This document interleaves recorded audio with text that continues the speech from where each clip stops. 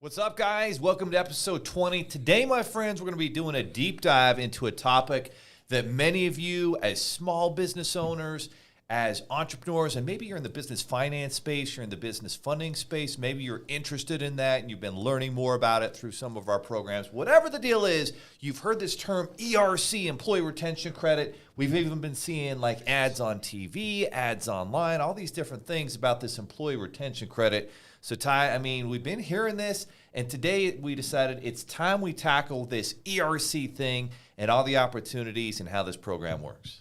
Yeah, absolutely. It's coming up enough on, I would say, at least half of my phone calls saying, Ty, what's this ERC about? Is it real? Is it fake? Do people actually get it? Do I have to pay it back? So I think it's time we break all these questions down. We've got a professional here with us, so we're going to get some answers for all these ERC questions coming up.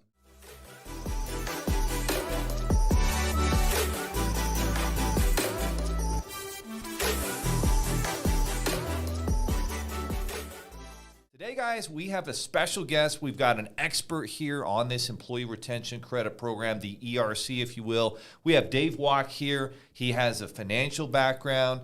He's been in mortgages. Dave, if you could, walk us through just a little bit about your background. Tell us who you are and what you've been busy doing, and then we'll kind of dive into this ERC topic. Yeah, so thanks for having me on. I appreciate it. First podcast. So this will be interesting. Congratulations. But yeah, my background is mortgages, the financial side of that. And so have done that for about 8 years, and it's been a good career for me. It's been a good thing, and still do it, still actively doing it. But also, along the way, I think there was a gap with the market, right? We had rates skyrocket, and so just out of necessity, probably looking for other opportunities and looking for other things, I started learning a little bit more about the ERC program, and I learned about it through starting to do it with companies that had kind of formed the idea of it, and in helping small businesses take advantage of it, right? And so there's a lot of businesses out there that are doing it. There's a lot of businesses that turned it into a business model to help these small programs or these small businesses. And that's kind of what, drove me towards it. But yeah, we're doing pretty well with it. We're helping businesses, and it's a good thing. So. Absolutely, Dave. Thanks for sharing that with us. And I remember, Ty, you and I heard about this ERC program. I think it was back in early 2022, so about a year ago. And there was something that I'd heard about it in 2021. One of our guys, Francois, was talking about it, and it still wasn't like registering with me, right? We had the PPP loans that kind of came and went, and there was 2 rounds of those. And then they were talking about this employee retention credit, this ERC thing. And for me, it was just kind of confusing, and I didn't even take it seriously for a while. What did you kind of see back then? Yeah, I thought the same exact thing. I was like looking at these numbers. You mean we're getting X amount of dollars back? We've done well as a business. We've grown. But then I really thought about it. I was like, look how no wonder our government has so much debt, and all of this is going like crazy. If there's one thing our government knows how to do, it's spend money, and I'd rather get that back in the hands of the businesses than I won't even go there, but yes, I want to get that money back in the hands of the businesses. So I love it. I think it's awesome. It's so true. Like, who do you trust at the end of the day? Do I trust a business owner, an Elon Musk, a Dave, a Ty, who are going to make great decisions, create jobs with that money, create products and services that make our lives better? Or do I trust that the government, who is very inefficient, do I trust them to spend that money, make great decisions with it, and keep adding to our debt that's now up to $31 trillion? I don't. So at the end of the day, I think it's very logical. We'd much rather have that business owner have that money because they're going to make great decisions with it, be much more productive. The best example I can give of that is a SpaceX that sends rockets out into space and is really developing that technology and does it for about 1/10 of the cost of what NASA does to send the same rocket out to space, which isn't reusable, which is very inefficient and costs a fortune to do. And that's, I think, a great example of what a business owner and entrepreneur can do, being resourceful versus a government who's not very resourceful and is very good at spending, taxpayers' money. So that said, Dave, break down, if you could, for us, what is this employee retention credit? How does it benefit employers and employees, and how does this work? Yeah, so I think what both of you guys just touched on is great and great points. And that's, I think, first of all, you have to understand what the program is. The employee retention credit, and kind of like you guys were saying, the government, some people look at the government and they think, okay, they're just going to dump more money into something. And that's kind of been the trend. That's kind of been what they've been doing. In mindlessly dumping money into things. This actually, I have a much different feeling and a much different perspective on the employee retention credit once I really learned more and more about it, and have been learning more and more about it as I'm going through this. So first off, it was passed with a bill. It was the CARES Act that passed this.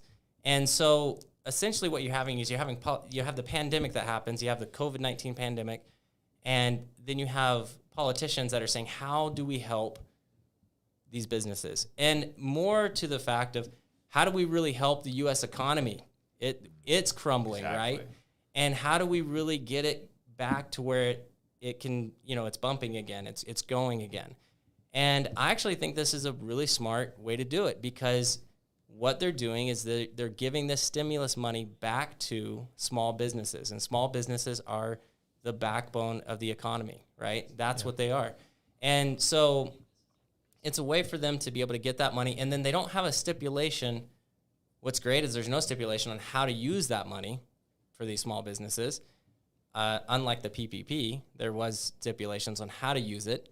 And I think PPP, a lot of people took advantage of it initially just to get that money. Business owners were just like, hey, we're hurting. Let's just get some money, and we can pay our employees, and we'll figure things out later, right? The ERC, the Employee Retention Tax Credit, can be used for so many different things. It's a boost now that somebody could take, a small business can take that money. They can now rehire employees that they might have lost through the pandemic. They can now add to their workforce. They could improve things that they're doing. And a lot of people did have to improve their business models through COVID to even just survive. And that was proven, and a lot of businesses did that. So we'll go in more in that, but I did just want to touch on, that the program itself, I think, is a very smart way to get it back to the business owners.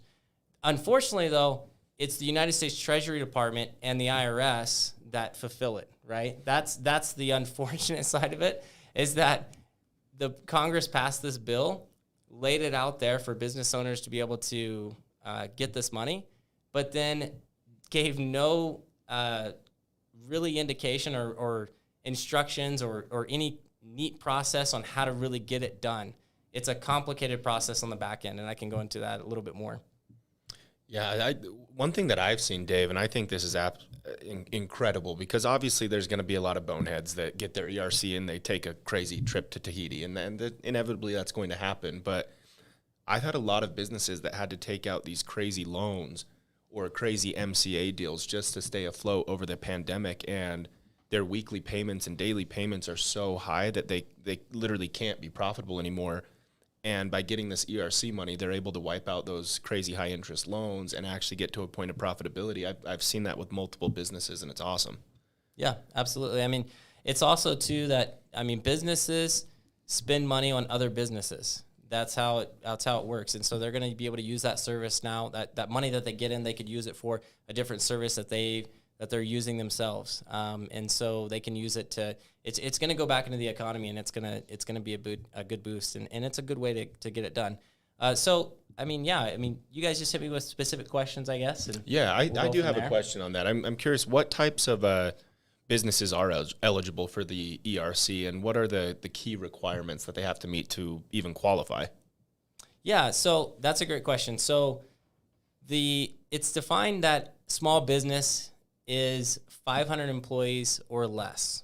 Okay, that's the big factor. 500 employees or less is defined as a small business. Now, that doesn't sound like 500 employees, that's a pretty good sized business, but that's how the government's defining it, as 500 employees or less. There's also a lot of misunderstanding when it comes to who's eligible. Like, for example, some people think that businesses that were required or had to stay in, had special ability to stay open and continue operating through the pandemic because they were, essential businesses.